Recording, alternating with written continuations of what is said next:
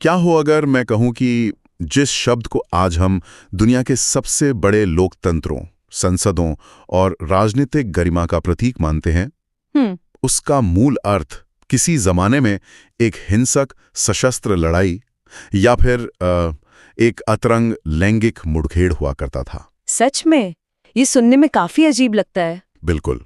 आज हम इस गहन चर्चा में डिक्शनरी के उन पन्नों की चीर फाड़ करने वाले हैं जो हमें बताते हैं कि शब्दों के अर्थ बहुत सीधे और सरल होते हैं, क्योंकि जब हम इतिहास और सत्ता की दुनिया में उतरते हैं तो शब्द केवल कागज पर छपी स्याही नहीं रह जाते। एकदम सही, वे समाज को नियंत्रित करने, क्रांतियों को जन्म देने और पूरी दुनिया का नक्शा बदलने वाले अदृश्य हथियार होते हैं। और चलिए इस विषय की परतें खोलते हैं। आज हमारे पास शब्द व्युत्पत्ति यानी इटिमोलॉजी के दस्तावेजों से लेकर अमेरिकी और भारतीय राष्ट्रीय अभिलेखागार के कई स्रोत मौजूद हैं। और ये स्रोत बहुत महत्वपूर्ण है, क्योंकि किसी भी ऐतिहासिक घटना की जड़ तक पहुंचने के लिए हमें उन शब्दों को समझना पड़ता है जिनका इस्तेमाल सत्ता में बैठे लोग करते हैं। देखिए, भाषा कभी भी तटस्थ नहीं होती। ये एक बहुत ही सधा हुआ प्रशासनिक उपकरण है। सही कहा, और हमारा मिशन भी आज यही है। आज हम दो ऐसे शब्दों की गहराई में उतरने वाले हैं जिन्होंने आधुनिक इतिहास की दिशा तय की है, कांग्रेस और कॉलोनी। शुरुआत कांग्रेस शब्द से करते हैं। अगर हम आज सड़क पर किसी से पूछें तो वो इसे एक राजनीतिक पार्टी या अमेरिका जैसी किसी बड़ी संसद से ही जोड़ेगा। स्वाभाविक है, लेकिन अगर हम इसके लैटिन मूल की कहानी देखें तो वो बहुत अलग है। यहाँ सबसे दिलचस्प बात यह है कि इस शब्द की यात्रा लैटिन भाषा के कांग्रेसिस शब्द से शुरू होती है। अच्छा, तो मूल रूप से इसका क्या मतलब था? इसका सबसे शुरुआती और सीधा अर्थ था एक साथ आना या मिलन, बस इतना ही। लेकिन जब हम 1400 ईस्वी के आसपास के ऐतिहासिक दस्तावेजों को खंगालते हैं तो इसका रूप बिल्कुल बदला हुआ मिलता है। 1400 ईस्वी में? तब इसे किस अर्थ में देखा जाता था? उस दौर में इस शब्द का इस्तेमाल मुख्य रूप से परिचारकों के समूह के लिए होता था। मतलब किसी बड़े अधिकारी की सेवा में साथ चलने वाले जो अटेंडेंट्स होते हैं ना, उनका एक ग्रुप। रुको, मतलब एक ऐसा शब्द जो आज सत्ता के शीर्ष पर बैठा है, वो किसी जमाने में केवल सेवकों या सहायकों की भीड़ के लिए इस्तेमाल होता था। ये तो बहुत बड़ी छलांग है। और ये छलांग यहीं नहीं रुकी। 15वीं सदी तक आते आते समाज में इसका एक एकदम नया अर्थ विकसित हो गया। दस्तावेज बताते हैं कि तब कांग्रेस का मतलब सशस्त्र बलों की बैठक हो गया था। अरे बाप रे, मतलब दो सेनाओं के बीच होने वाला हिंसक टकराव। बिल्कुल। ये तो आज के शांतिपूर्ण राजनीतिक अर्थ से एकदम उल्टी दिशा है। रुको, ये कुछ वैसा ही है जैसे हम आज नेटवर्किंग शब्द का इस्तेमाल करते हैं। नेटवर्किंग? वो कैसे? मतलब अगर हम कुछ दशक पीछे जाएं तो नेटवर्किंग का मतलब सिर्फ कुछ कंप्यूटरों, हार्डवेयर और तारों को आपस में जोड़ना होता था, है ना? ये पूरी तरह से एक तकनीकी शब्द था। हाँ, बिल्कुल सही। लेकिन आज इसका मतलब है ऑफिस की पार्टियों में सूट पहनकर जाना, ड्रिंक्स के साथ लोगों से मिलना जुलना। अगर कोई भविष्य से आकर हमारी डिक्शनरी देखेगा तो उसका तो दिमाग ही चकरा जाएगा कि तारों को जोड़ने वाला शब्द कॉर्पोरेट पार्टियों तक कैसे पहुंच गया। ये तुलना एकदम सटीक है। समाज शब्दों को अपने हिसाब से कैसे मोड़ देता है, ये इसका बेहतरीन उदाहरण है। और कांग्रेस के साथ भी ठीक ऐसा ही हुआ। 1520 के दशक तक आते आते ये शब्द फिर से मुड़ा और इसे लोगों की सभा कहा जाने लगा। तो यहां से ये थोड़ा राजनीतिक रूप लेने लगा। हाँ, लेकिन इसका सबसे विवादास्पद सफर तो 1580 के दशक के बाद शुरू हुआ। मरियम वेबस्टर और ऑनलाइन इटिमोलॉजी डिक्शनरी बताती हैं कि उस दौर में आम बोलचाल में इस शब्द का इस्तेमाल तीखे विवादों, गुटबाजी और यहाँ तक कि क्या? सेक्सुअल कांग्रेस यानी लैंगिक मिलन की घटनाओं के संदर्भ में बहुत ज्यादा होने लगा था। बाप रे, एक ही शब्द का इस्तेमाल युद्ध के मैदान, बहसबाजी और लैंगिक संदर्भों के लिए भी हो रहा था। बिल्कुल। सामाजिक बोलचाल और प्रशासनिक शब्दावली अक्सर दो अलग-अलग पटरियों पर चलती हैं। लेकिन एक सवाल जो मुझे लगातार परेशान कर रहा है वो ये कि एक ऐसा शब्द जिसका इतिहास इतना उथल-पुथल भरा रहा हो, उसे दुनिया की बड़ी सरकारों ने इतनी आसानी से अपना कैसे लिया? बहुत वाजिब सवाल है ना? मतलब कोई भी सरकार ऐसे दागी शब्द को अपना आधिकारिक प्रतीक क्यों बनाएगी? इसका जवाब प्रशासनिक मनोविज्ञान में है। देखिए, प्रशासन या सत्ता को सड़क पर चल रही आम बोलचाल या स्लैंग से कोई खास फर्क नहीं पड़ता। उन्हें ऐसे शब्दों की तलाश रहती है जो कानूनी दस्तावेजों में एक आधिकारिक वजन पैदा कर सके। अच्छा, तो उन्हें सिर्फ उसके मूल अर्थ से मतलब था। एकदम सही। कांग्रेस का जो लैटिन ढांचा था, यानी एक साथ आना, वो वैधानिक रूप से एक बहुत ही ठोस और निर्विवाद अवधारणा थी। इसलिए प्रशासन ने चतुराई से इसके बाकी सभी सामाजिक और विवादास्पद अर्थों को दरकिनार कर दिया। कानूनी किताबों में इसका मतलब सिर्फ प्रतिनिधि मंच ही रहा। ये सोचने पर मजबूर करता है कि अगर कांग्रेस का मतलब लोगों का एक साथ आना था, तो उन्हें एक साथ आने की जरूरत ही क्यों पड़ी? बिल्कुल, किसी समस्या का समाधान निकालने के लिए ही तो सभा बुलाई जाती है। सही बात है। अगर कांग्रेस एक समाधान था, तो बीमारी क्या थी? और यहीं से हम अपने दूसरे सबसे महत्वपूर्ण शब्द की ओर बढ़ते हैं, जो असल में दुनिया भर में कांग्रेस के बनने का मुख्य कारण रहा है, और वो शब्द है कॉलोनी। कॉलोनी शब्द आज हमारे दैनिक जीवन में इतना घुल मिल गया है। हम इसे बहुत ही मासूमियत से इस्तेमाल करते हैं, जैसे शहर की कोई रिहायशी कॉलोनी। बिल्कुल, लेकिन ऐतिहासिक और प्रशासनिक दस्तावेजों में इसकी जड़ें बहुत स्याह हैं। अगर हम पुराने स्रोतों को देखें तो कॉलोनी का मूल अर्थ सिर्फ एक बस्ती नहीं था। इसका सीधा मतलब था उपनिवेश, गुलामी, या किसी ताकतवर देश द्वारा कमजोर जमीन पर जबरन कब्जा करके वहां अपने लोगों को बसाना। हाँ, और एक ऐसी प्रक्रिया जिसमें वहां के मूल निवासियों की स्वतंत्रता छीन ली जाती है। लेकिन यहाँ भी सत्ता का वही भाषा वाला खेल शुरू होता है।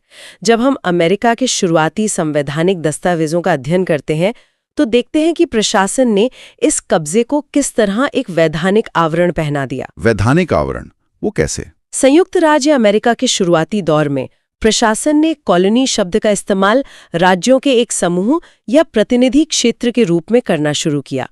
उदाहरण के लिए पश्चिमी अमेरिका के क्षेत्रों को यूएसए स्टेट का दर्जा दिया गया, जबकि उत्तरी अमेरिका के कुछ हिस्सों को नॉन यूएसए स्टेट या स्वतंत्र क्षेत्र कहा गया। तो मतलब उन्होंने कभी माना ही नहीं कि वे किसी पर कब्जा कर रहे हैं? बिल्कुल नहीं। प्रशासन के नजरिए से देखें तो उनके कागजों में ये सिर्फ एक वैधानिक और औचित्यपूर्ण प्रशासनिक व्यवस्था थी। क्या कॉलोनी शब्द असल में प्रशासनिक स्तर पर नियंत्रण को सही ठहराने और उसके मूल अर्थ यानी गुलामी को छिपाने का एक कवर अप था? 100%। सत्ता हमेशा अपनी ज्यादतियों को ऐसे ही तकनीकी शब्दों के पीछे छिपाती है। क्योंकि अगर आप किसी जमीन पर जाकर कहेंगे कि हम तुम्हें गुलाम बना रहे हैं, तो तुरंत विद्रोह भड़क जाएगा। बिल्कुल, खून खराबा हो जाएगा। लेकिन अगर आप कहेंगे कि हम यहाँ एक कॉलोनी स्थापित कर रहे हैं और आपको एक प्रशासनिक ढांचे का हिस्सा बना रहे हैं, तो वो एक कानूनी प्रक्रिया लगने लगती है। ये तो भाषा के जरिए लोगों की मानसिकता को पंगु बनाने का एक खौफनाक तंत्र है। और ये तंत्र सदियों तक बहुत प्रभावी ढंग से काम करता रहा। लेकिन इतिहास का एक नियम है कि आप शब्दों के जाल से सच्चाई को हमेशा के लिए नहीं दबा सकते। एक समय आता है जब उन कॉलोनियों के भीतर रहने वाले लोगों को इस प्रशासनिक नियंत्रण की असलियत समझ में आने लगती है कि नाम पर असल में उनका शोषण हो रहा है। और जब ये एहसास चरम पर पहुंचता है, तब जन्म होता है एकजुटता का। तब वे कॉलोनियां उसी शब्द को अपना हथियार बनाती हैं जिसे प्रशासन ने मान्यता दी थी, यानी कांग्रेस। यहां मामला सच में बहुत रोचक हो जाता है।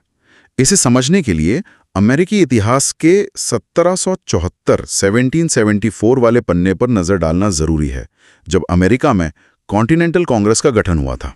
1774 का वह साल आधुनिक लोकतंत्र के इतिहास का एक बहुत बड़ा मोड़ था।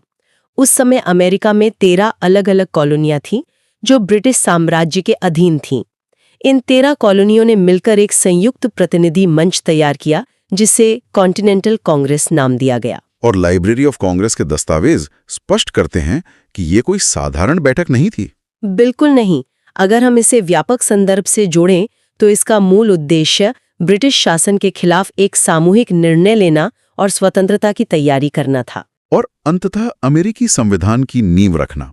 लेकिन कितनी अजीब बात है ना? क्या? जिन 13 कॉलोनियों को ब्रिटिश राज ने दबा कर रखा था, जो खुद अधीनता का प्रतीक थी, हाँ, उन्हीं कॉलोनियों ने खुद को आजाद करने के लिए कांग्रेस का निर्माण किया। हाँ, मतलब जो शब्द प्रशासन का था, उसी से उन्होंने प्रशासन को उखाड़ फेंका। हाँ, प्रशासन के लिए ये पूरे देश का प्रतिनिधि संगठन था, जबकि व्यक्तिगत स्तर पर यह केवल राज्यों की एक असेंबली थी। बिल्कुल, ये सिर्फ एक बैठक नहीं थी, बल्कि 13 अलग-अलग टुकड़ों के एक स्वतंत्र राष्ट्र में बदलने का निर्णायक बिंदु था। और जब अमेरिका में ये प्रयोग इतना सफल हुआ, तो जाहिर है कि इसकी गूंज दुनिया की एक और बहुत बड़ी ब्रिटिश कॉलोनी में भी सुनाई देनी ही थी, यानी भारत में। बिल्कुल। अमेरिका की उस ऐतिहासिक कॉन्टिनेंटल कांग्रेस के लगभग एक सदी बाद भारत में कांग्रेस शब्द प्रवेश करता है 1885 में। 1885 में A.O. ह्यूम द्वारा इसकी स्थापना की गई। हाँ, लेकिन नामकरण की कहानी बड़ी दिलचस्प है।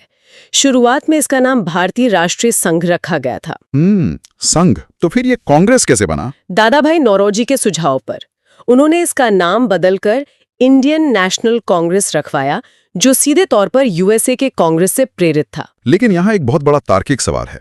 ब्रिटिश साम्राज्य ने अमेरिका में अपनी कॉलोनियां इसी कांग्रेस की वजह से खोई थीं, तो फिर उन्होंने एक सदी बाद भारत में उसी कांग्रेस नाम के संगठन को बनने ही क्यों दिया? यहीं पर एक बहुत ही महत्वपूर्ण ऐतिहासिक रणनीति सामने आती है, जिसे सेफ्टी वॉल थ्योरी कहा जाता है। लाला लाजपत राय की यंग इंडिया और बिपिन चंद्र के ऐतिहासिक विश्लेषण में इसे बहुत स्पष्ट रूप से बताया गया है। Safety wall theory. तो क्या अंग्रेजों ने इसे जानबूझकर बनाया था? हाँ, ह्यूम और ब्रिटिश प्रशासन ने इसे एक नियंत्रित मंच के रूप में स्थापित किया था, ताकि भारतीय असंतोष को बाहर निकलने का एक रास्ता, यानी एक सेफ्टी वॉल्व मिल सके। अरे वाह, ये बिल्कुल वैसा है जैसे किसी कंपनी का बॉस कर्मचारियों की हड़ताल रोकने के लिए एक सुझाव पेटी या सजेशन बॉक्स लगा दे। एकदम सही तुलना है। बॉस को लगता है कि कर्मचारी अपनी भड़ास पर्चियों पर लिखकर पेटी में डाल देंगे और शांत हो जाएंगे, लेकिन अंत में क्या होता है? कर्मचारी उसी सुझाव पेटी के पास इकट्ठा होकर यूनियन बना लेते हैं और उसी की वजह से बॉस को ही अपनी कुर्सी गंवानी पड़ती है। और ब्रिटिश प्रशासन के साथ भी ठीक ऐसा ही हुआ। उनका ये कंट्रोल मैकेनिज्म उन्हीं पर भारी पड़ गया। स्वतंत्रता संग्राम के दौरान यही नियंत्रित मंच क्रांतिकारी नेतृत्व में बदल गया। जिस मंच को उन्होंने अपनी कॉलोनी बचाने का टूल समझा था, उसी ने उनकी कॉलोनी हमेशा के लिए खत्म कर दी। बिल्कुल। और देखिए, इस लंबे औपनिवेशिक अनुभव का असर सिर्फ आजादी तक सीमित नहीं रहा। तो इन सब का कुल मिला के क्या अर्थ है आधुनिक भारत के संदर्भ में? ये एक महत्वपूर्ण सवाल खड़ा करता है।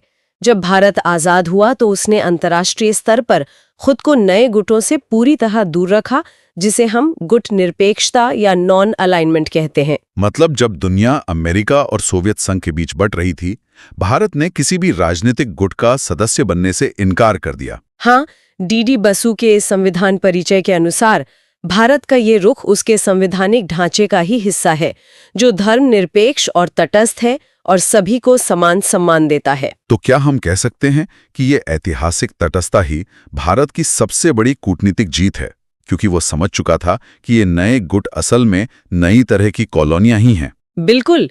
भारत अब कभी किसी नए गुट या कॉलोनी का हिस्सा नहीं बनना चाहता था। उसने अंतर्राष्ट्रीय स्तर पर खुद को एक शांति दूत और एकता के प्रतीक के रूप में स्थापित किया। कमाल की यात्रा है। आज हमने देखा कि कैसे कांग्रेस और कॉलोनी शब्दों ने 1774 के अमेरिका से लेकर 1885 के भारत तक और आज की गुटनिरपेक्ष नीति तक दुनिया का स्वरूप तय किया है। शब्द केवल शब्द नहीं है, वे क्रांति और कूटनीति के हथियार हैं। और अक्सर ये सोचने वाली बात होती है, अगर 18वीं और 19वीं सदी में कांग्रेस और कॉलोनी जैसे साधारण शब्दों ने पूरी दुनिया का नक्शा और इतिहास बदल कर रख दिया, तो आज प्रशासन और तकनीक में इस्तेमाल होने वाले ऐसे कौन से सामान्य शब्द हैं, जैसे डेटा, यूजर या एल्गोरिदम, जो शायद आज बहुत हानिरहित लगते हों? जो हमारी रोजमर्रा की जिंदगी का हिस्सा है। बिल्कुल। लेकिन क्या पता बिना हमारे जाने वे 22वीं सदी का इतिहास और विवाद तय कर रहे हों। इस विचार के साथ आज की इस गहन चर्चा को यहीं समाप्त करते हैं। जुड़ने के लिए धन्यवाद।